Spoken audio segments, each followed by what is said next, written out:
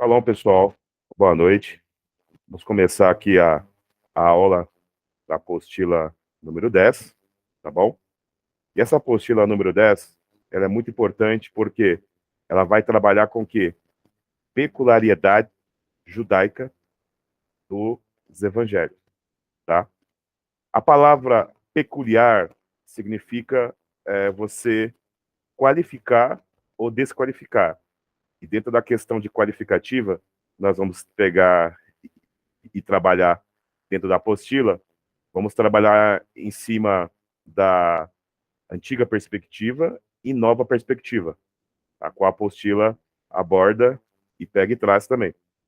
Só que antes da gente entrar na apostila, eu vou trazer algumas questões aqui bem importantes, tá?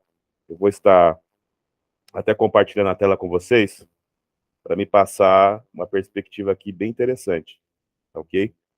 Só um minutinho que eu vou compartilhar aqui com vocês, tá? E trazer uns detalhes aqui, bem interessante, o texto, tá? Quando se fala... Só um minutinho, que eu vou compartilhar a tela com vocês aqui. Vamos entrar em detalhes bem interessantes.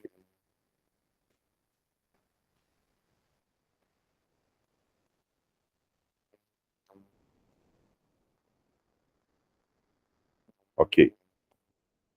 Pessoal, eu vou entrar aqui no, no grego do Novo Testamento, tá? Evangelho de Marcos, capítulo 1. E vou trazer uma perspectiva muito importante.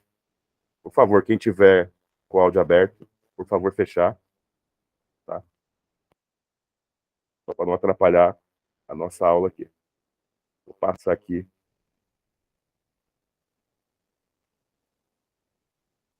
Vou entrar aqui no grego, no Testamento. Estamos aqui em Marcos, capítulo 1, verso 1. A gente vai estar trazendo uma perspectiva aqui, bem interessante, do que é evangelho. E quando a gente trabalha a questão do que é evangelho, vamos trabalhar com várias questões aqui. Depois que eu trazer a perspectiva aqui do que é evangelho, eu quero passar também uma perspectiva do Dr. Roberto Bracher, tá, no seu livro também. Aí eu vou adentrar na apostila e demonstrar a questão das qualificações, tá? No Evangelho de Marcos, temos aqui a palavra arque, tu, evangelo,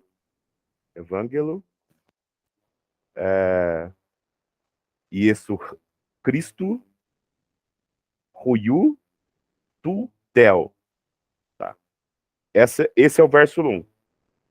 Na sua Bíblia deve estar princípio do Evangelho de Jesus Cristo, Filho de Deus. Tá? Só que é o seguinte, pessoal, essa tradução, ela é uma tradução bastante hipotética. E por quê, pessoal?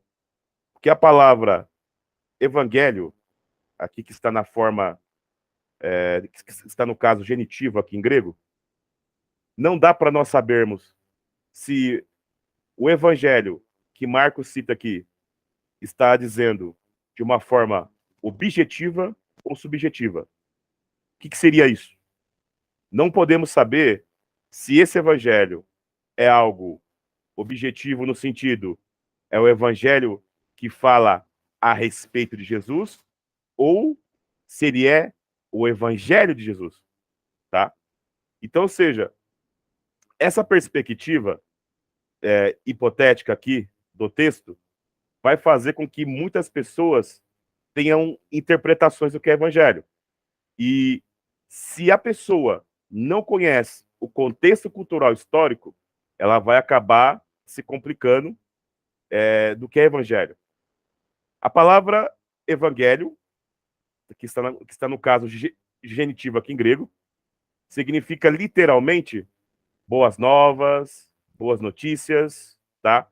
E seria uma interpolação da palavra hebraica passar. Passar, em hebraico, é evangelho, ou boas notícias. A palavra passar, em hebraico, tá? Ou melhor, é bessorá, né? Porque baçar é carne. A palavra bessorá, que é evangelho, é da mesma raiz da palavra passar, que é carne. Por quê? Naquela época, na época de Moisés, e até mesmo no primeiro século, só se comia carne quando tinha boas notícias, referente às festas bíblicas, não tinha esse costume de comer carne constantemente. Então, ou seja, como o hebraico bíblico trabalha com coisas apalpável e não com abstrato, então, por exemplo, o conceito de evangelho, tá, seria quando uma boa notícia fosse dada. Aí a pergunta que falas que é, Pastor Kersto, se o texto aí é hipotético, né, referente a falar a palavra evangelho em grego, não sabemos se é algo objetivo ou subjetivo. Como se interpretar? O contexto ele vai trazer essa questão, pessoal. Por quê? Qual que seria o meu entendimento teológico, filológico desse assunto? A palavra evangelho aqui, tá? Ela está associada não apenas a algo objetivo sobre Jesus, não fala só a respeito de Jesus, mas também fala das boas notícias traga por Jesus. Por quê? Quando nós observamos o contexto, nós observamos que a Torá e os profetas, ela fala de um evangelho. Nós pegamos a Torá em Gênesis capítulo 3, né? E ali em Gênesis capítulo 3 já fala das boas notícias, das boas novas, que a semente da mulher pisaria na cabeça da serpente, tá? A palavra semente ali em hebraico é zera, em grego você vai encontrar o vocábulo esperma, que deu origem à palavra portuguesa, né? Espermatozoide, semente, descendência. E isso seria algo. Estão me ouvindo aí, pessoal? Está cortando, né? Eu estou com o meu retorno aqui. Então, ou seja, tá Tá ouvindo? bom. Tá bom aí, né? Tá ok. Beleza, então. Então, pessoal, aqui seria algo muito importante. Por quê? Porque a descendência da mulher está falando de algo objetivo. E essa descendência iria trazer algo subjetivo referente a como essas boas notícias seriam aplicadas em nossa vida. Então é bem interessante que você está aprendendo aqui no Evangelho de Marcos, capítulo 1, verso 1, que evangelho significa boas novas ou boas notícias. E nós estamos aqui solucionando, dentro do contexto bíblico, uma questão crítica do texto, né?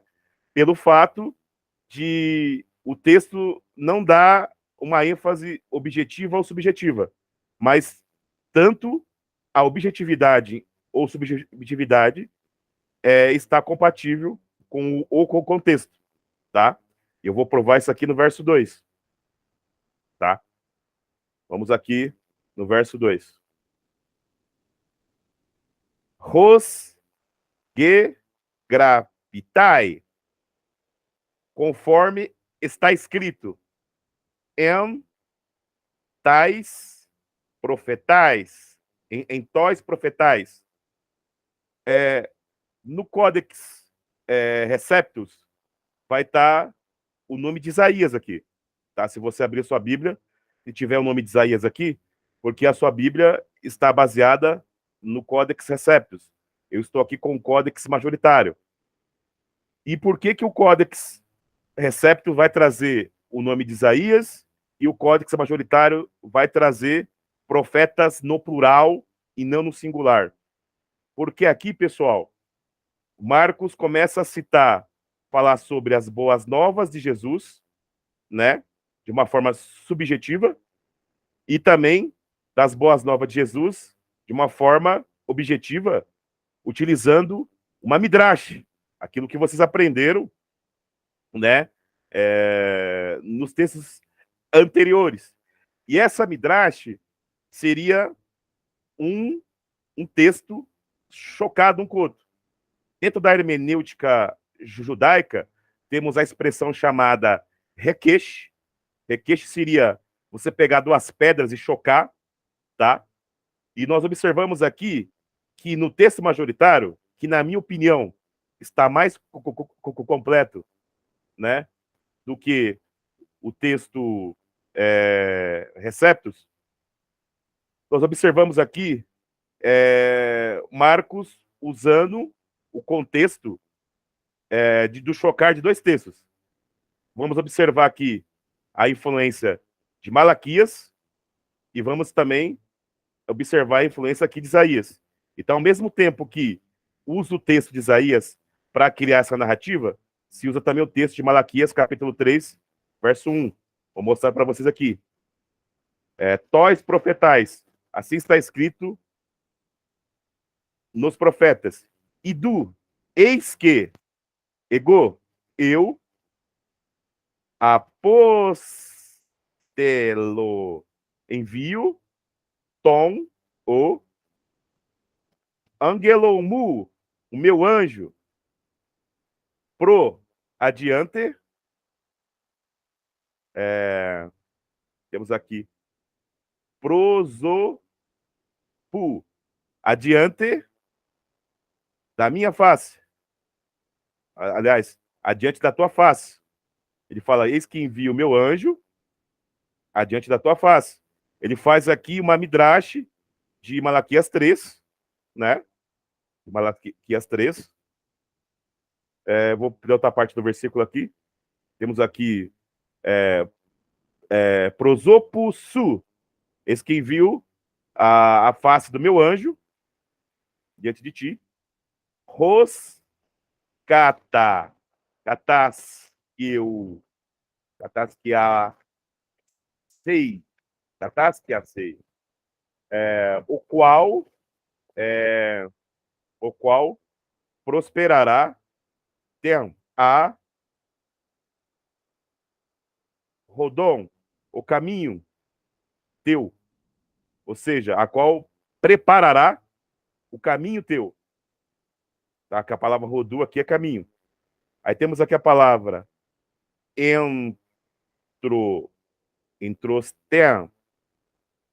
entrosten su, preparará o caminho à frente de ti. Olha só que interessante. E aqui, não está falando que seria um anjo qualquer, que seria um anjo de Adonai. Então nós vemos aqui ele utilizando um texto objetivo, tanto em Malaquias quanto de Isaías, para se trazer uma subjetividade em Cristo, de como seria isso. Porque esse anjo seria vindo em carne para fazer cumprir aquilo que está na Torá e nos profetas, tanto de uma forma objetiva e também subjetiva. O verso 3, pessoal, para poupar tempo, eu não vou ler inteiro, mas eu vou ler aqui só o começo dele. Tá? Para vocês entenderem por que eu falei aqui, eu utilizei aqui tanto o Malaquias quanto Isaías. Tá? Fone, voz, que é voz, né? Mazontas, voz que clama, ente, eremon, que clama no deserto, tá? Preparai o caminho.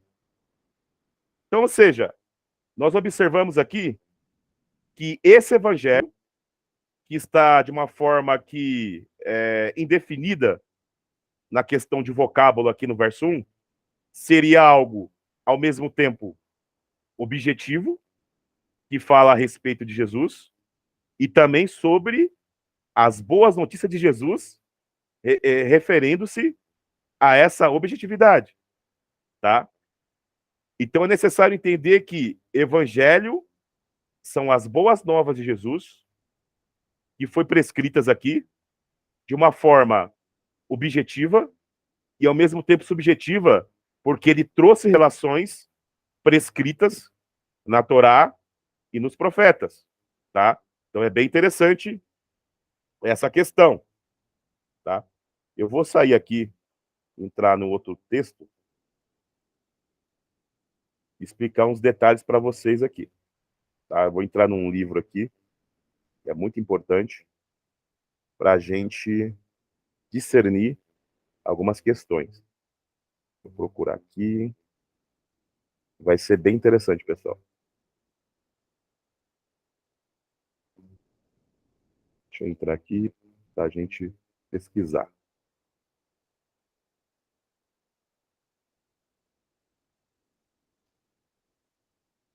Estou usando aqui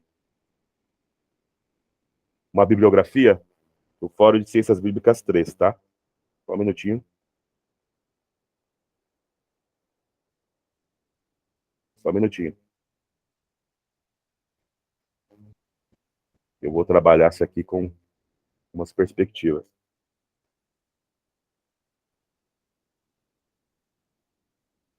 Vou achar a página certa aqui. Eu já passo para você.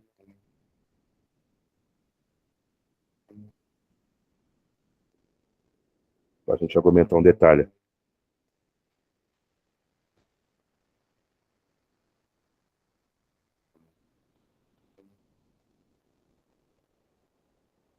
Só um minutinho.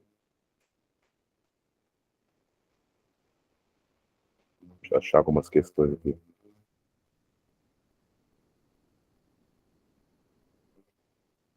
Tá para frente aqui. Eu tinha separado, mas acabou saindo.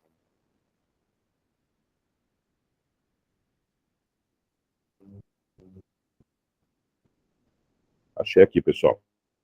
Tá, eu vou pedir para minha esposa estar lendo aqui essa parte para vocês. E eu vou explicar aqui que está se referindo à questão que nós acabamos de ler ali, tá bom? Isso aqui é um livro da Sociedade do Brasil Bíblica e o Dr. Roberto Bright, que trouxe essa perspectiva aqui e vai abordar aquilo que nós falamos. Tá, pode ler, Genê, por favor. João Batista, no deserto, pregando batismo de arrependimento para remissão de pecados. O que segue são algumas notas do Manual de Marcos com ligeiras adaptações para apresentação conduzida no fórum. Convém lembrar que a linguística classifica as palavras assim: objeto, evento, abstrato e relação. Esta classificação ajuda a decidir como traduzir a palavra.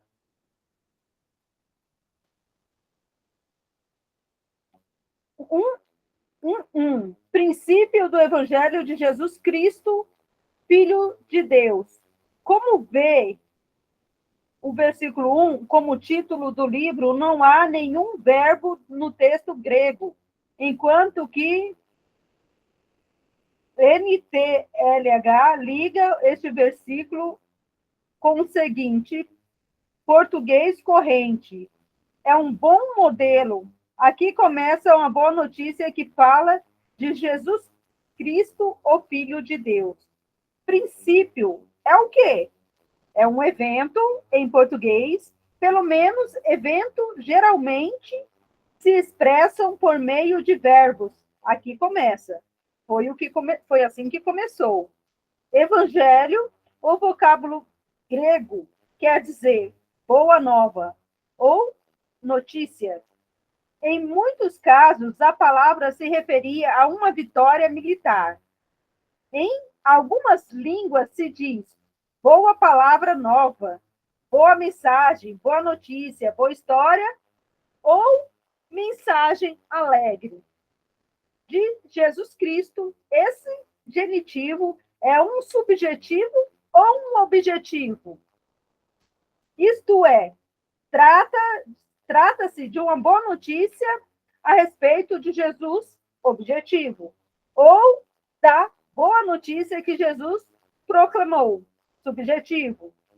Dizer simplesmente de Jesus Cristo não traduz fielmente o texto grego, diga-se, a boa notícia ou nova de Jesus Cristo, que Jesus proclamou.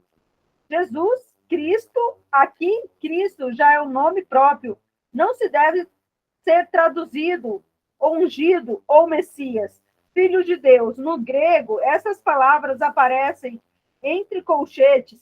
Isso indica que os editores do texto grego não tinham certeza absoluta se faziam ou não parte do texto original. Recomendam-se que a tradução não se use colchetes, caso se opte por deixar Filho de Deus no texto, que se lhe coloque entre colchetes.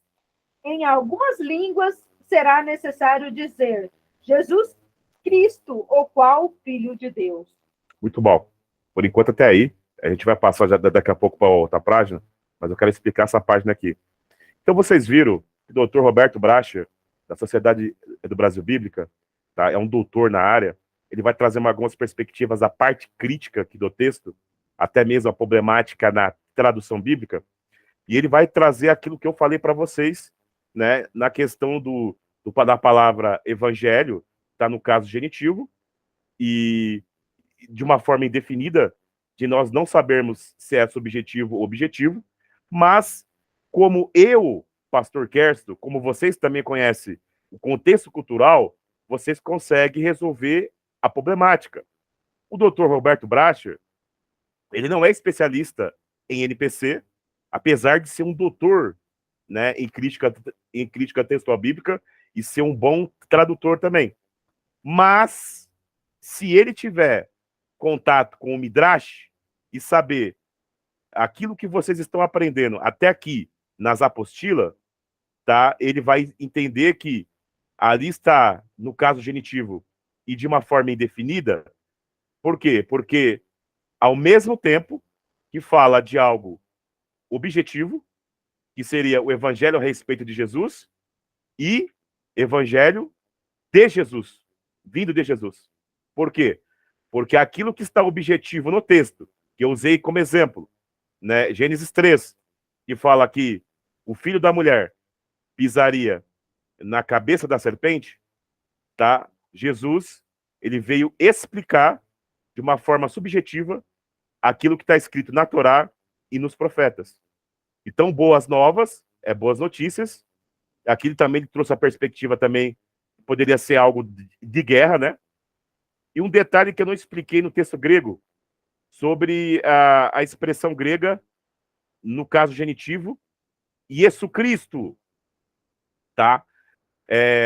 Quando os copistas começaram a fazer, no caso, a transpassar, ou melhor, fazer a transmissão do texto bíblico, eles inseriram na gramática o vocábulo Christos, na pronúncia erasmiana, grego ou Christos, como parte do nome de Jesus. Por isso, pessoal, que muitos teólogos da Idade Média vai pensar que Jesus Cristo, que Cristo seria o nome, o sobrenome de Jesus, porque no grego está como sobrenome, mas na realidade, perdão a tosse, seria uma anomalia gramatical observada pelos cocopistas. Isso observado pelos principais críticos textuais, como Baherma e também o Dr. Daniel Wallace.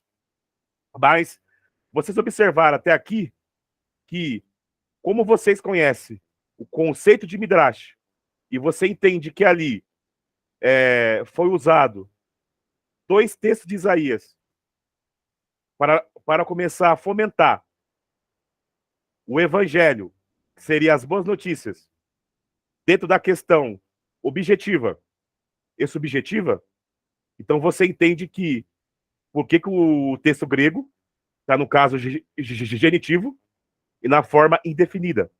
E geralmente, quem vai trazer uma definição é o tradutor. Por quê?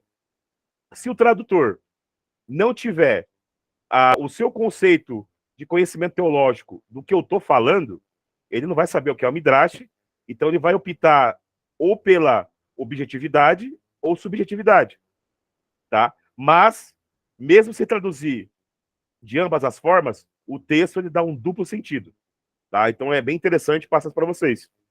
Em 1961, foi colocado o primeiro manual de tradução bíblica.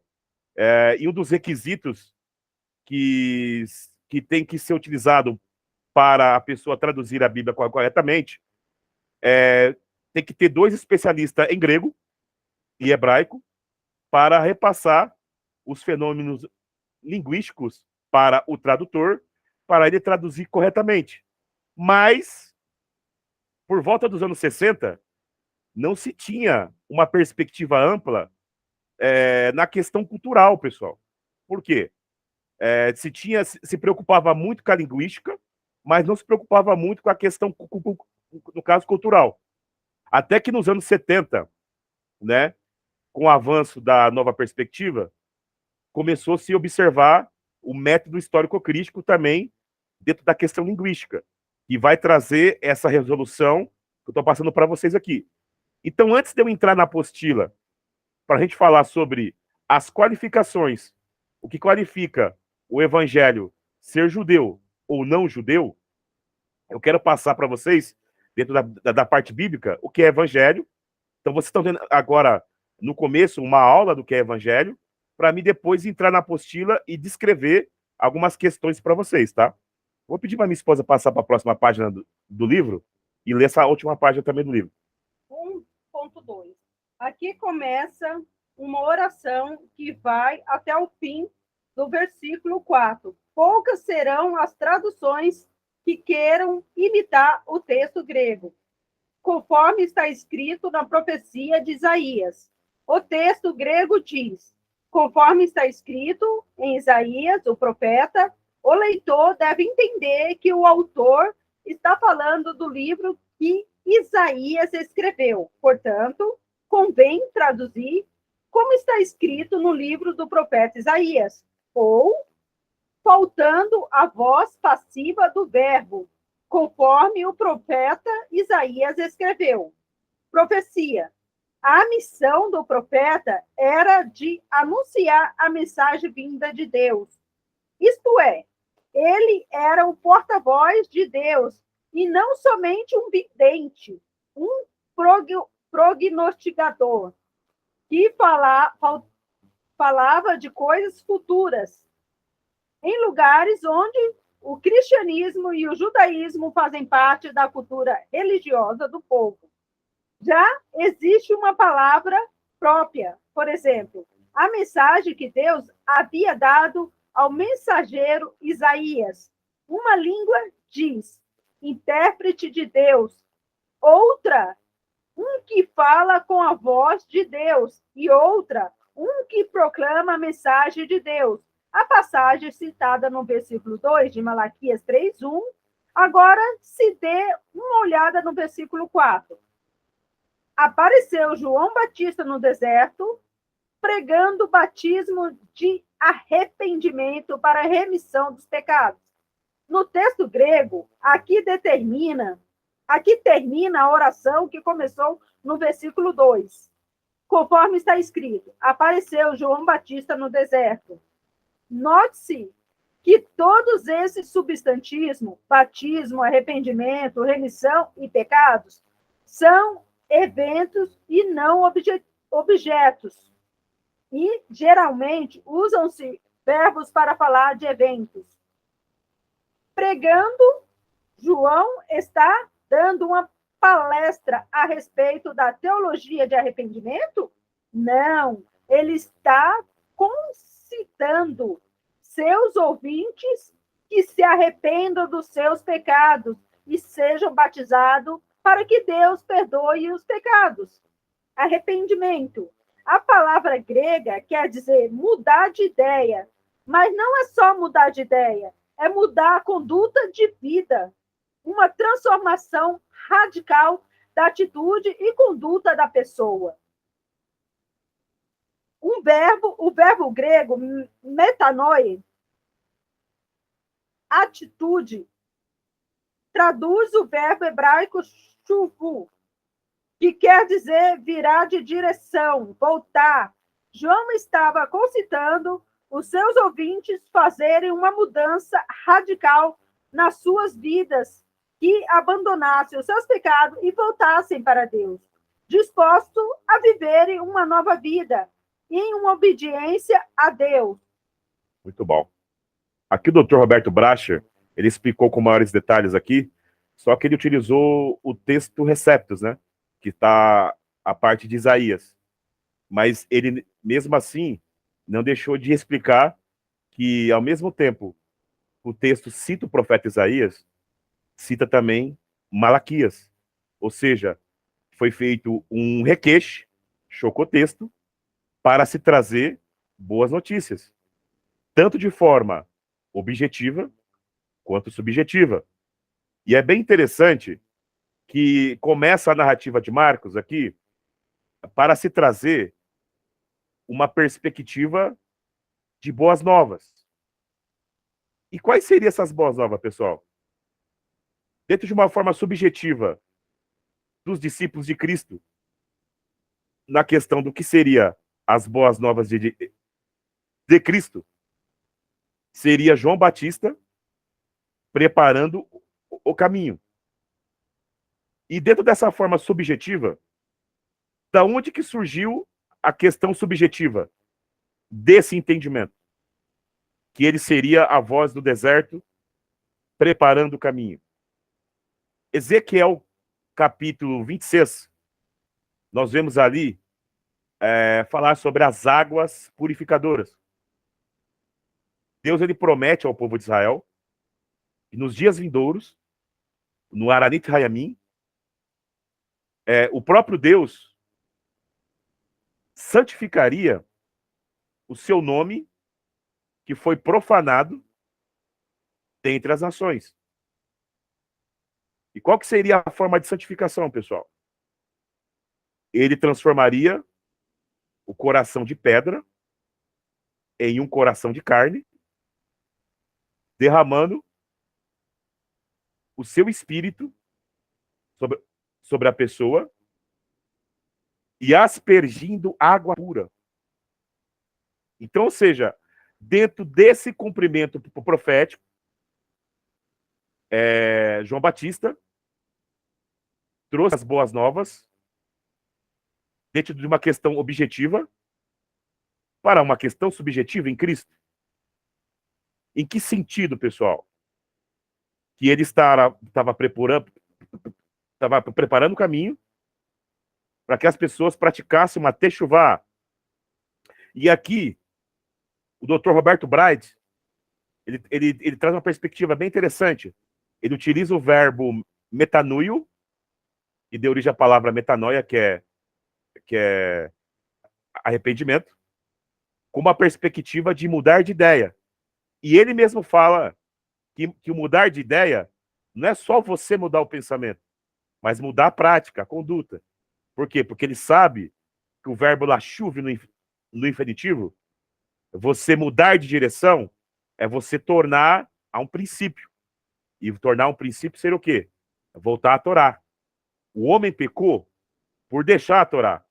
Mas quando o homem volta à Torá, ao mesmo tempo que ele está voltando a um princípio, ele está atendendo a um chamado de uma boa notícia, de um evangelho que foi trazido e proclamado. Então é muito importante se entender o que é evangelho. Resumindo, o que é evangelho, pessoal? O evangelho, que significa boas novas ou boas notícias, seria as pessoas voltando à instrução de Deus através de Cristo. Isso engloba forma objetiva e subjetiva, tá? Por quê?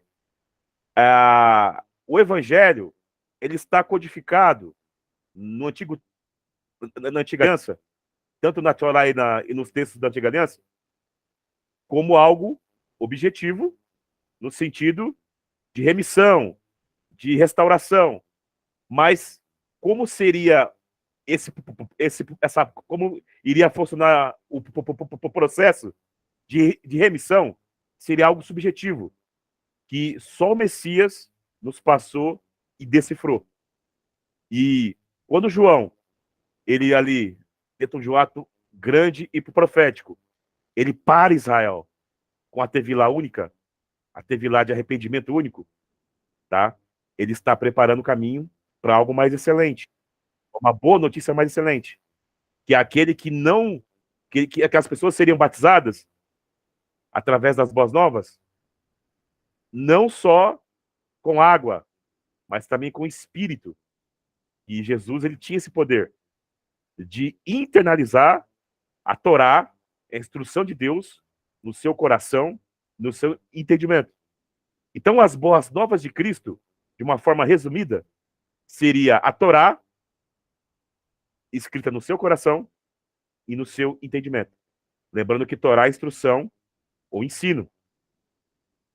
Essa perspectiva se perdeu bastante no meio evangélico, porque no meio evangélico tradicional não se vê essas questões de entender que os evangelhos eles foram escritos dentro de uma visão judaica, tanto objetiva quanto subjetiva, tá? Porque foram feitos, chocaram, né? Chocaram-se textos para as pessoas entenderem como que funcionava e como que iria funcionar esse processo de remissão. Quando nós entrarmos na apostila, a apostila ela vai explicar a questão do que qualifica o Evangelho de Mateus, o que desqualifica ele como judaico e não judaico, o que qualifica o Evangelho de Marcos sendo judaico e não judaico, o que qualifica o de João e o de Lucas. Quando entrarmos na apostila de uma forma mais ampla, tá? Vamos trazer perspectivas sobre essas questões e eu quero comentar cada perspectiva. Vou tentar passar essa apostila em 3 aulas também. Tá? Eu até pensei que eu ia conseguir entrar já na apostila hoje, mas eu tinha que explicar esses detalhes para vocês, histórico, para vocês entenderem o que é evangelho. Por quê? Quando a gente for estudar o que qualifica o evangelho de Marcos sendo judaico e o que desqualifica, a teologia normativa vai dizer que o evangelho de Marcos foi escrito para não-judeus. Mas a pergunta que eu faço é, sobre essa análise que eu fiz sobre os 2 primeiros versículos, eu nem entrei muito, eu fui até o 4, né? O Dr. Roberto Bracher, na outra página aqui, ele exemplificou até o verso 4. Se vocês viram até aqui, que no começo do Evangelho de Marcos, tá? O pensamento sobre o Evangelho é totalmente judaico e está se expressando a um público judaico. Então, por que vão trazer a perspectiva que o Evangelho foi escrito para não-judeus? Vamos falar um pouquinho mais sobre isso na próxima semana, tá? Antes de eu passar para o Adonai. Mas eu quero deixar algo bem claro para vocês aqui. O único que eles dizem que deriva a ser judaico é o de Mateus, tá? Por causa da construção dos textos também e dos hebraísmos que existe ali. Porque o evangelho de Marcos, ele possui bastante aramaísmos, mais aramaísmo do que hebraísmos. Mas também vamos explicar também essas perspectivas aí e vamos ver que a nova perspectiva, ela tá muito mais sólida do que a antiga perspectiva, referente ao assunto. E vocês viram que o Dr. Roberto Bracher, tradutor, doutor da Sociedade Bíblica do Brasil, ele tem acesso a esse conhecimento. Não de uma forma ampla de como funcionam os midrashim, mas você viu que dentro da questão de exegese, né, na questão crítica, você viu que ele é fera. Ele explicou algo bem interessante aqui, que muitas pessoas, muitas vezes, não têm esse conhecimento. O texto Receptus, que eu passei para vocês em grego aí, tá? Ele é muito mais fidedigno aliás, perdão, o texto majoritário, ele é muito mais fidedigno do que o texto recebido. Por quê, pessoal? Porque o texto majoritário, ele está em maior concordância com o pensamento judaico no sentido filológico, tá? Por quê? Você viu que o texto majoritário, ele ocultou o nome de Isaías, porque ele sabia que tanto a formação que está no verso 2 de Marcos, capítulo 1, e no verso 3, seria uma construção subjetiva, que vem de algo objetivo, primeiramente do contexto de Malaquias e de Isaías. E ele, chocando os textos, ele identificou as boas novas a respeito de Jesus e trouxe algo subjetivo referente às boas novas de Jesus, tá? Então, ou seja, eu quis trazer esse ensino um pouco mais complexo para vocês adentrarem na apostila e entender essas questões, porque isso vai englobar todos os evangelhos, tá? Então, ou seja, costumes, tradições, vamos falar de costumes e tradições nos evangelhos. O evangelho que é ensinado a ser menos judaico é o de João, tá? Mas eu vou explicar que ele é judaico também, apesar que o de João vai ter uma apostila específica só para ele, porque ele é mais complexo. Então aqui vai ter algumas citações, mas mais à frente vai ter uma apostila específica só para ele. E nós vamos identificar algumas questões.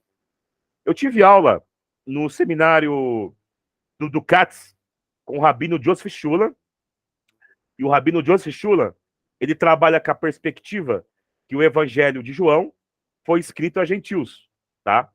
É uma perspectiva também de base acadêmica e sólida, tá? Mas eu vou ter uma perspectiva divergente do meu do meu mestre, né?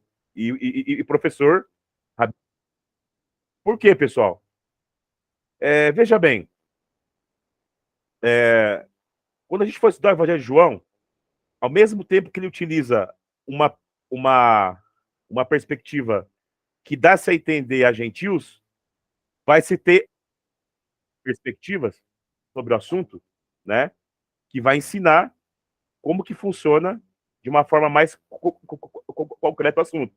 Por exemplo, o livro de Ben Sira, conhecido como Eclesiástico, encontrado nos manuscritos do Mar Morto, né, em hebraico, o livro de Ben Sira, ele vai trabalhar sobre o verbo que está no céu, né? E a tradução do Ben Sira para o grego vai falar do Logos que está no céu. Então, ou seja, o livro de Ben Sira, ele data do 3º século antes de Cristo. Então, ou seja, vai ter alguns acadêmicos que vão trabalhar com a perspectiva que o Evangelho de João, ele não está citando um cunho neoplatônico sobre Logos, se referindo a Zenão e outros filósofos da época, mas vai trazer a perspectiva segundo Ben Sira. Só que o próprio Ben Sira, quando traduziu Davar como Logos, vai trazer também uma perspectiva de Zenão também, né? Então, ou seja, eu não vou dizer que o Shula está totalmente errado. Ele trouxe uma outra perspectiva que a gente quer trazer também aqui. Pessoal, tem tanta coisa para falar, mas eu tive que filtrar aqui para que vocês entendessem essa parte mais complexa. Eu vou deixar para exemplificar e começar a apostila na próxima semana, porque eu pensei que ia dar tempo de entrar alguma coisa na apostila, mas vai ficar um pouco longo e eu quero entrar na apostila. E eu vou passar agora para o presbítero Adonai Borges, está falando alguma coisa. Ok? Fica à vontade, Adonai. Shalom, irmãos. É super importante, né, pastor? E a gente começa a reaprender, assim, né? Dizendo a repreender, porque a visão do evangelho dentro do sistema religioso, principalmente evangélico, se a gente for assim colocar, é muito diferente porque a gente não encontra o fundamento do cristianismo em si, né? E a confusão da diferenciação de que Jesus mesmo se coloca que ele tem o Pai como Deus dele, fica muito mais evidente agora quando a gente vê, principalmente dentro do método histórico-crítico e cultural, que a análise principalmente do Evangelho em si, a gente percebe que a conotação cultural, ela não só demonstra que eu preciso de um fundamento, e o fundamento realmente ele está nas outras alianças, né? E que o que a Bíblia expõe, apesar de ser um composto de livros, é que ela conta somente uma história, né? Desse senhor, filho do pai, que desde os primórdios foi dado como notícia, né? Se a gente vê lá em Gênesis 3, e a gente vê que, principalmente dentro do mundo acadêmico, as diversas perspectivas que existem, e assim, a gente precisa fazer um filtro principalmente bem diferente, porque a partir daqui, talvez essa apostila seja realmente a apostila que seja um marco, né? Que essa separação que demonstra que não tem essa separação de Novo e Velho Testamento, né? Porque agora a gente começa a entender que assim as figuras daqueles que estiveram com Cristo puderam relatar não só aquilo que eles conheciam como fundamento descrito na Antiga Aliança ou nas primeiras alianças, né?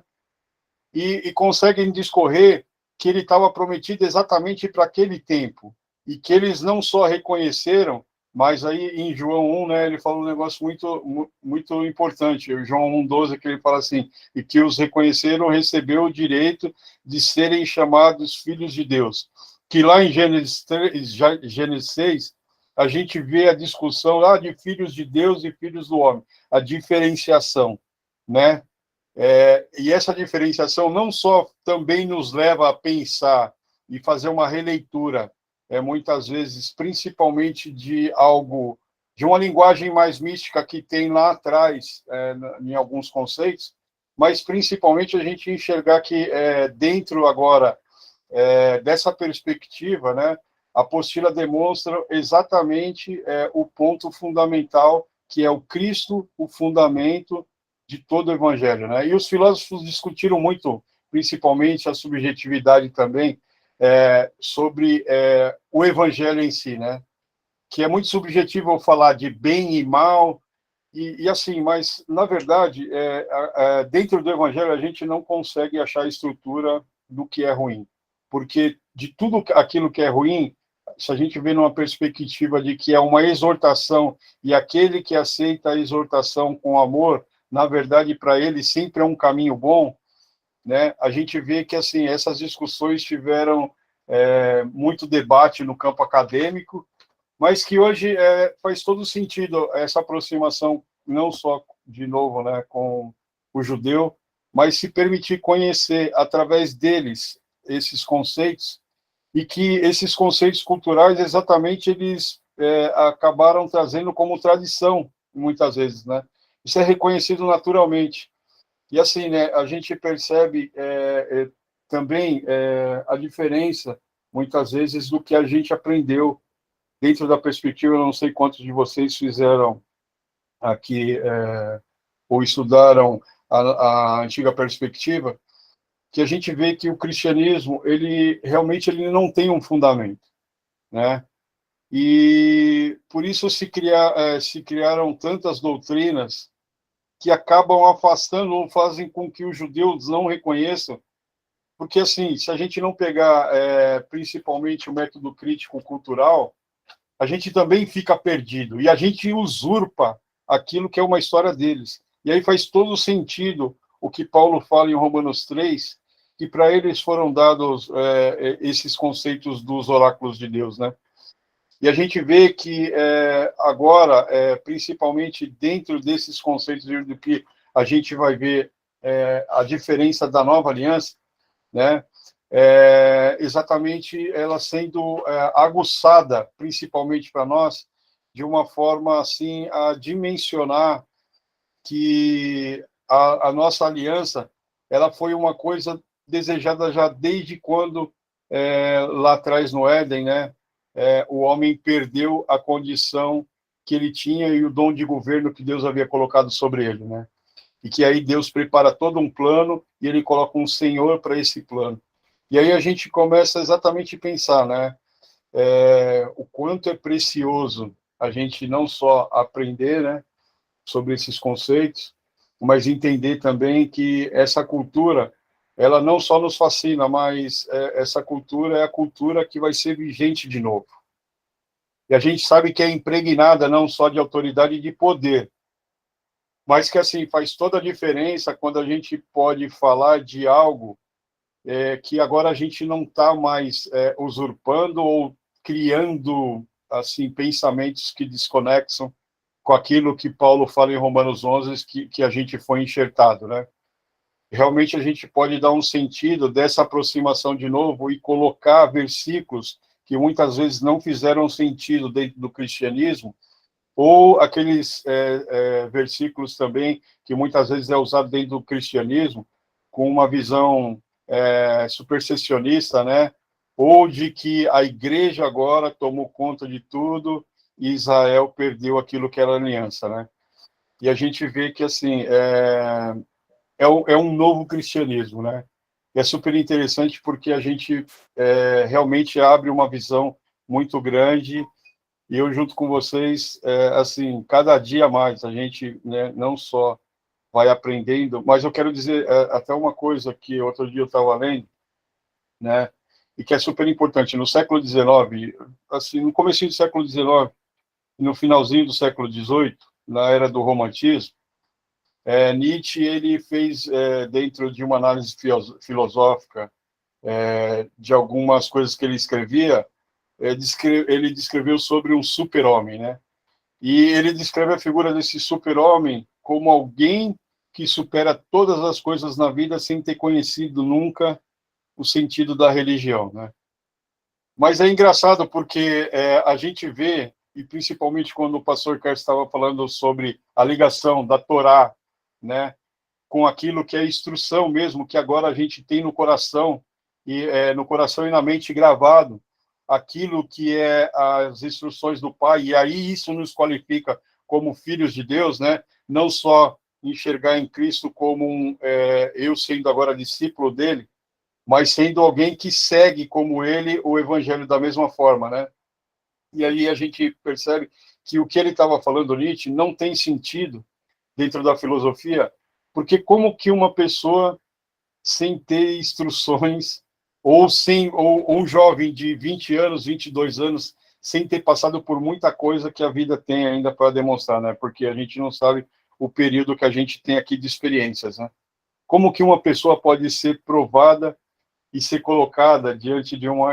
Isso é uma utopia dentro daquilo que é uma pessoa ser colocado como um super-homem porque teve a condição de passar por tudo na vida sem ter recorrido à religião.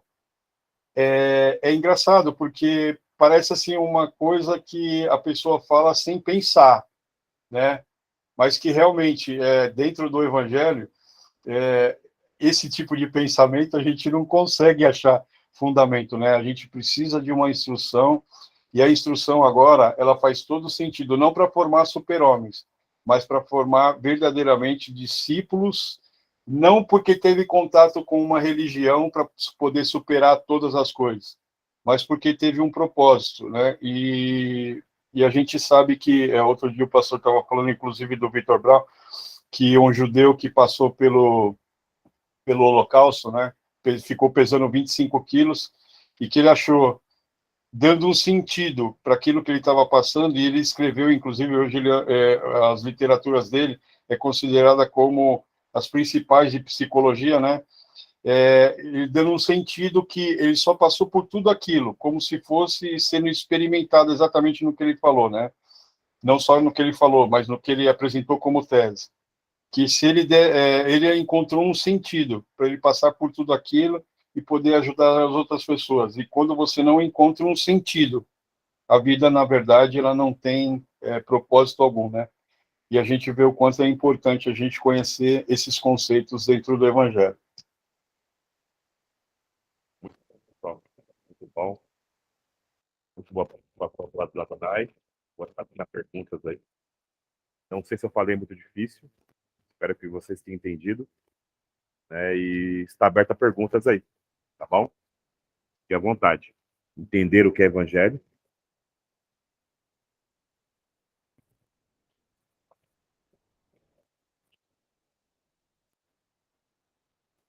Eu acho que todo mundo entendeu também. Eu estava falando até do pastor Alex, acho que está aí, estava falando, né, pastor, aquele dia sobre aquele livro que ele passou para mim ler, quanto a algumas perspectivas, a gente tem que começar, às vezes, né, não só fazer um filtro, mas o quanto elas acrescentam, mesmo sendo assim, um pensamento tão distante que o cara tem, às vezes, daquilo que são os conceitos judaicos sobre a nova aliança, né?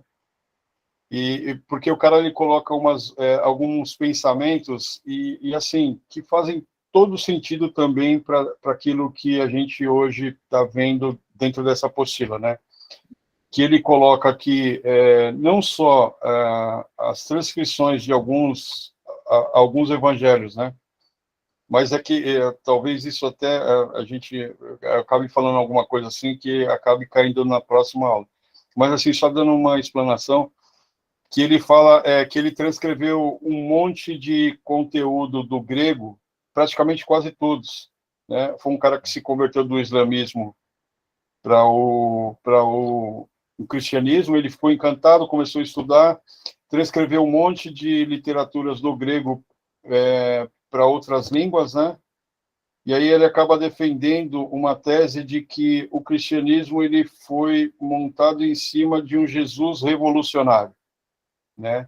E aí ele traz até alguns fundamentos, mas algumas coisas ele coloca super importante assim que a gente muitas vezes acaba até esquecendo quando a gente faz parte de um grupo, né, assim de estudos, principalmente, de que o aspecto fé ele é super importante não só para mim na hora de fazer um filtro sobre um monte de teses que surgem, mas para mim ter fundamentado realmente em mim aquilo que é necessário, não só para uma cosmovisão bíblica, mas para uma fé alicerçada naquilo que é a mensagem realmente que o Evangelho demonstra, né? Bom. Shalom, irmãos. Boa noite. Estão vendo? Pode falar, Shalom. pastor. Sim, Adonai. Então, eu mandei para você, mandei para o pastor Castro também.